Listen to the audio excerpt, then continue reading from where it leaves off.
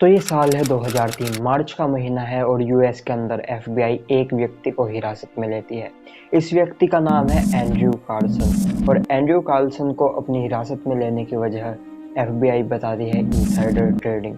Insider trading दोस्तों वो process है जिसके अंदर आप किसी कंपनी की इनसाइडर इन्फॉर्मेशन को पता करते हो, किसी ऐसी इन्फॉर्मेशन को पता करते हो जो कि पब्लिकली अवेलेबल नहीं है और जिस इन्फॉर्मेशन से उस कंपनी के शेयर प्राइस घट या बढ़ सकते हैं और उस इंफॉर्मेशन का आप फायदा उठाकर उस कंपनी के शेयर्स के अंदर में ट्रेड करते हो। तो ये बेसिकली इनसाइडर ट्रेडिंग होता है। इनसाइडर ट्रेडिंग इंडिया समेत काफी सारे देशों के अंदर इलीगल है। यूएस के अंदर भी ये इलीगल थी, जिस वजह से शक के बिना पर एंड्रयू कार्लसन को अपनी हिरासत में एफबीआई ले लेती है और एंड्रयू कार्लसन को हिरासत में लेने का काफी जेन्युइन रीजन एफबीआई बताती भी है, क्योंकि एंड्रयू कार्लसन ने अब तक 126 ट्रेड किए थे और 126 के 126 ट्रेड के अंदर उसको सिर्फ प्रॉफिट ही हुआ था। और छोटा मोटा प्रॉफिट की यहाँ पर बात नहीं हो रही है, यहाँ पर एक बहुत ही बड़े प्रॉफिट की बात हो रही है। और ये प्रॉफिट इतना बड़ा था कि आज से 3 महीने पहले दिसंबर 2002 के अंदर एंड्रयू कार्लसन ने $800 से ट्रेडिंग शुरू की थी, लेकिन आज 3 महीने बाद मार्च 2003 में एंड्रयू कार्लसन के पास $350 मिलियन से ज़्यादा हो चुके थे। यहाँ पर एंड्रयू कार्लसन ने 126 हाई रिस्क ट्रेड्स ली हुई थी और जिसमें सारी ही ट्रेड्स के अंदर एंड्रयू कार्लसन को सिर्फ और सिर्फ प्रॉफिट हो रहा था, जो कि 100% प्रोबेबिलिटी होती है, जो कि आज तक किसी भी ट्रेडर की नहीं हुई है। और इसीलिए एफबीआई फर्दर पूछताछ करने के लिए एंड्रयू कार्लसन को हिरासत में लेती है और एंड्रयू कार्लसन से जब पूछताछ शुरू होती है तो इजीली एंड्रयू कार्लसन एडमिट भी कर लेता है कि वो सारी ट्रेड्स एंड्रयू कार्लसन ने ही की हुई थी, क्योंकि एंड्रयू कार्लसन सारे रिजल्ट्स पहले से ही जानता था।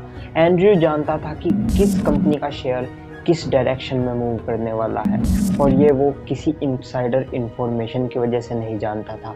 ये सब वो इसलिए जानता था क्योंकि एंड्रयू कार्लसन ने यहाँ पर बताया कि वो 250 साल फ्यूचर से आया है। जी हाँ, एंड्रयू कार्लसन बताता है कि वो ईयर 2250 से आया है। और ये ऑब्वियस सी बात है कि इन सब चीज़ों पर किसी को भी विश्वास नहीं होगा। सेम एफबीआई भी इन सब चीज़ों के ऊपर विश्वास नहीं करती है और एंड्रयू को जेल में बंद कर दिया जाता है। तब एंड्रयू कार्लसन एफबीआई को ऑफर करता है कि अगर एफबीआई उसको छोड़ देती है तो वो यूएस गवर्नमेंट को ये बता देगा कि ओसामा बिन लादेन कहाँ पर है। वो सारी लोकेशंस और उसकी सारी इंफॉर्मेशंस यूएस गवर्नमेंट के साथ में शेयर करने के लिए तैयार था। और इसके अलावा एंड्रयू बताता है कि फ्यूचर में आने वाली कुछ डेडली डिजीज और उनके इलाज के बारे में भी एंड्रयू कार्लसन यूएस गवर्नमेंट को बता देगा। और फ्यूचर में कुछ समय पहले साइंटिस्ट एड्स का इलाज भी ढूंढ चुके हैं और एड्स का इलाज भी वो यूएस की गवर्नमेंट को बताने के लिए तैयार था। और इन सब चीज़ों के बदले एंड्रयू सिर्फ अपनी रिहाई चाहता था, लेकिन यहाँ पर एंड्रयू कार्लसन की कोई बेल भी ना करा पाए, तो इस वजह से यूएस कोर्ट एंड्रयू कार्लसन की बेल अमाउंट रखती है $1 मिलियन। लेकिन कुछ समय बाद कोई एनोनिमस व्यक्ति आता है जो एंड्रयू की $1 मिलियन देकर बेल करा देता है।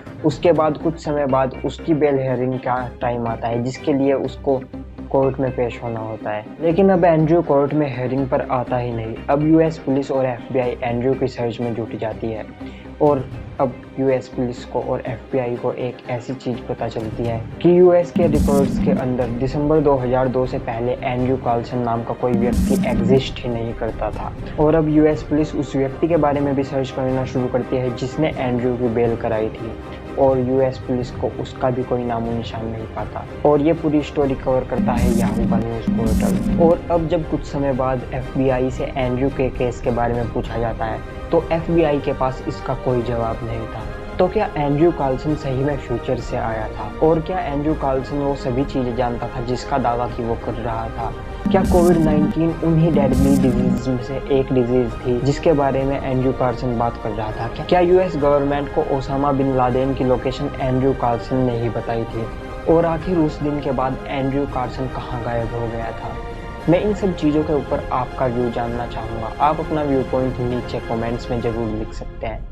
आप बता सकते हैं क्या आप मानते हैं कि एंड्रयू कार्लसन सही में फ्यूचर से आया था या नहीं। और इसके अलावा भी अगर आपको किसी और टॉपिक के ऊपर वीडियो चाहिए तो वो भी आप नीचे कमेंट्स में लिख सकते हैं। तो अभी के इस वीडियो के अंदर हम इतना ही रखते हैं। उम्मीद करूँगा आपको ये वीडियो अच्छी लगी होगी। अगर अच्छी लगी है तो इस वीडियो को लाइक ज़रूर कर दीजिएगा, क्योंकि इससे हमारा मोटिवेशन भी बना रहेगा और आपके लिए जल्दी से जल्दी ऐसा कंटेंट आता रहेगा। और आप इस चैनल को सब्सक्राइब करके बेल आइकन ज़रूर दबा दीजिएगा ताकि आप फ्यूचर में आने वाली सभी अपडेट से अपडेट रहे इस चैनल की। तो अगली वीडियो में बहुत जल्दी मिलने वाले हैं, तब तक के लिए बाय।